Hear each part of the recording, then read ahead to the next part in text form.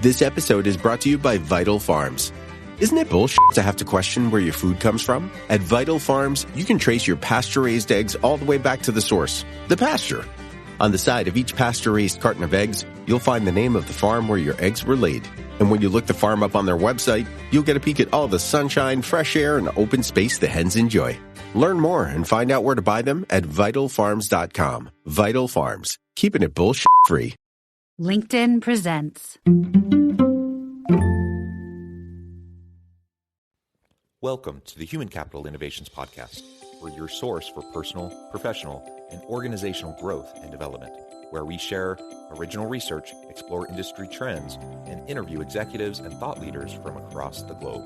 We hope you join us often for practitioner-oriented content around all things related to leadership, HR, talent management, organizational development, and change management.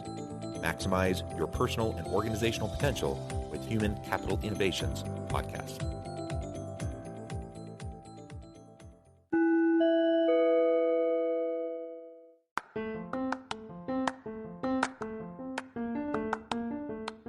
Do you enjoy the Human Capital Innovations Podcast? Enjoy ad-free listening by going to the Patreon page, and please consider contributing even at the producer or sponsorship level. And please, leave a review. Thank you for your support.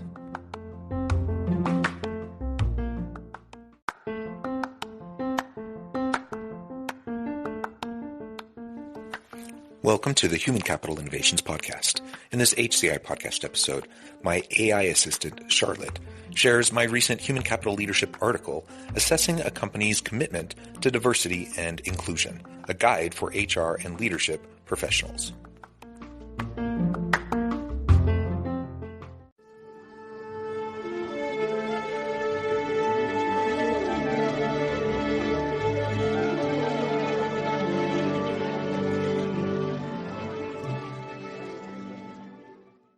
Assessing a company's commitment to diversity and inclusion. As diversity and inclusion continue to gain importance in the workplace, more and more companies are making a commitment to these values. However, it's not always easy to know which companies are genuinely committed to diversity and inclusion and which are just paying lip service. In this article, I'll discuss some ways to assess a company's commitment to diversity and inclusion, as well as some examples of companies that have shown a genuine commitment to these values. Why diversity and inclusion is important for organizations.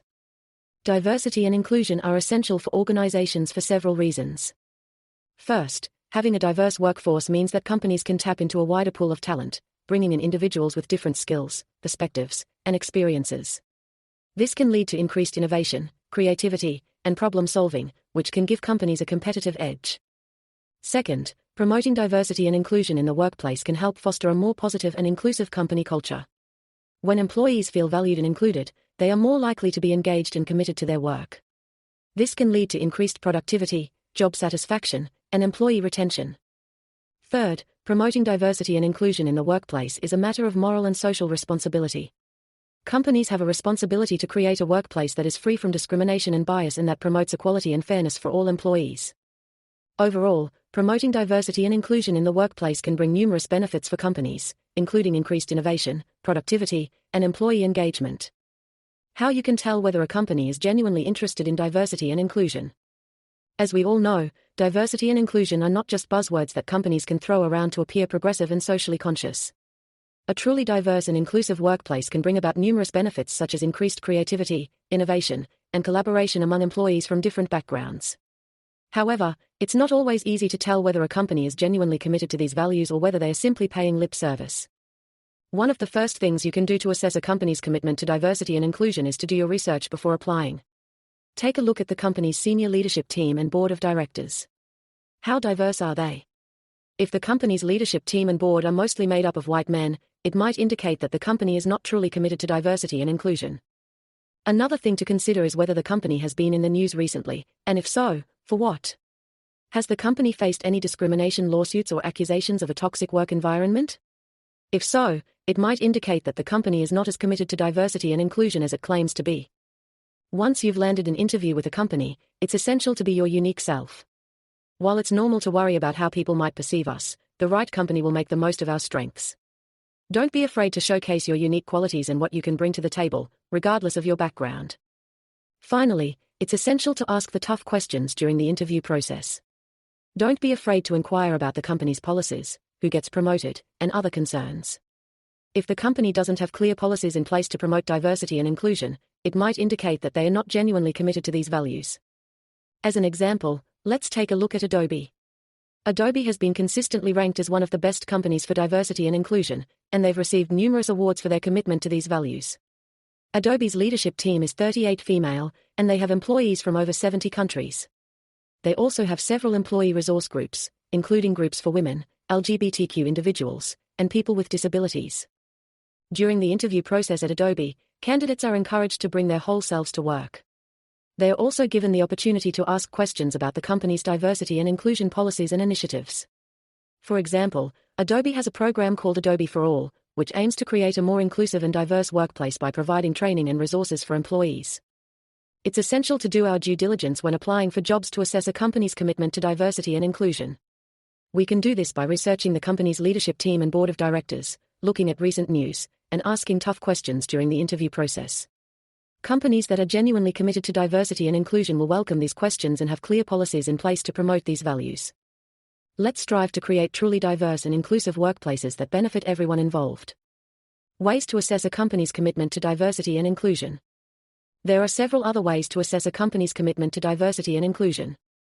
Look at the company's mission statement and values. If diversity and inclusion are mentioned prominently, it might indicate that the company is committed to these values. Look at the company's recruitment and retention practices. Does the company have a diverse workforce, or are they mostly hiring and promoting people from the same background? A company that is genuinely committed to diversity and inclusion will have policies in place to ensure that they are hiring and promoting people from diverse backgrounds. Look at the company's employee resource groups, ERGs. ERGs are groups of employees who come together based on shared characteristics or experiences, such as race, gender, or sexual orientation. A company that is committed to diversity and inclusion will have active ERGs that provide support and resources for employees from diverse backgrounds.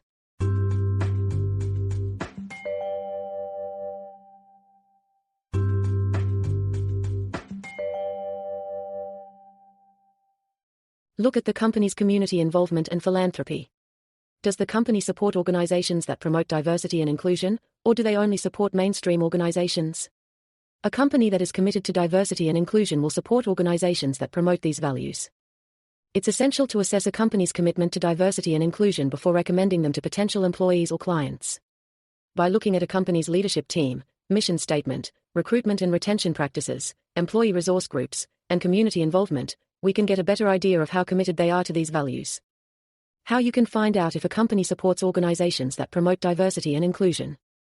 One way to find out if a company supports organizations that promote diversity and inclusion is to research their philanthropic efforts. Companies often have a section on their website that outlines their philanthropic initiatives. You can look for organizations that promote diversity and inclusion in this section. Another way is to look for news articles or press releases about the company's philanthropic efforts. Many companies issue press releases when they donate to or partner with certain organizations. You can also check the social media accounts of the company to see if they have posted any information about their philanthropic efforts. Additionally, you can reach out to the company's HR department or corporate social responsibility team to inquire about their support for organizations that promote diversity and inclusion. They may be able to provide you with more information about the company's philanthropic initiatives and how they support diversity and inclusion. It's essential to assess a company's support for organizations that promote diversity and inclusion before recommending them to potential employees or clients. By doing so, we can ensure that we're recommending. Examples of truly inclusive companies. I have worked with many companies that have shown a genuine commitment to diversity and inclusion. Here are a few examples. Salesforce. Salesforce has been consistently ranked as one of the best companies for diversity and inclusion. They have a chief equality officer who is responsible for ensuring that the company's policies and practices promote equality for all employees. Salesforce also has several employee resource groups, including groups for women, LGBTQ individuals, and people with disabilities. Microsoft. Microsoft has made a strong commitment to diversity and inclusion in recent years.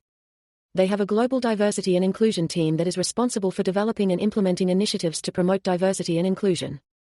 Microsoft also has several employee resource groups, including groups for women, African Americans, and LGBTQ individuals.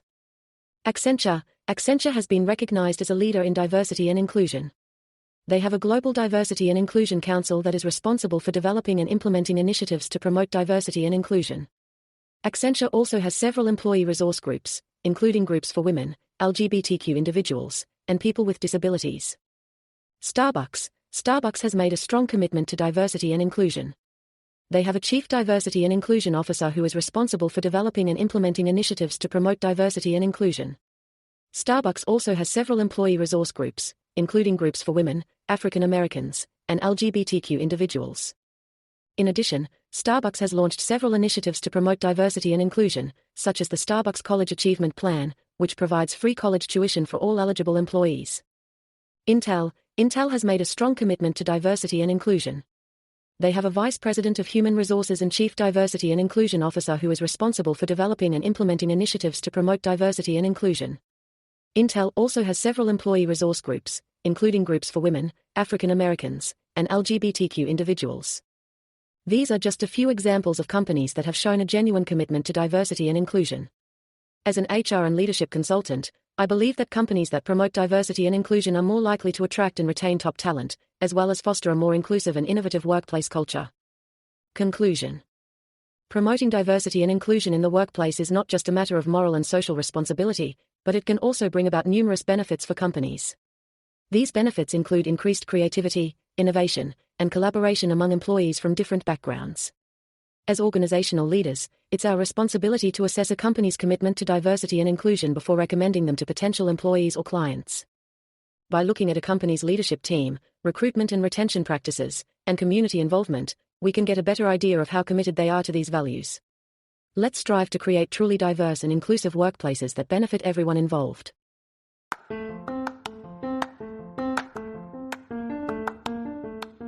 Do you enjoy the Human Capital Innovations podcast? Enjoy ad-free listening by going to the Patreon page, and please consider contributing even at the producer or sponsorship level. And please, leave a review. Thank you for your support.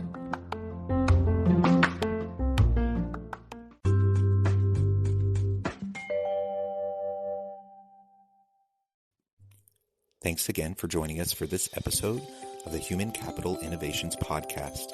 I hope you stay healthy and safe and that you have a great week.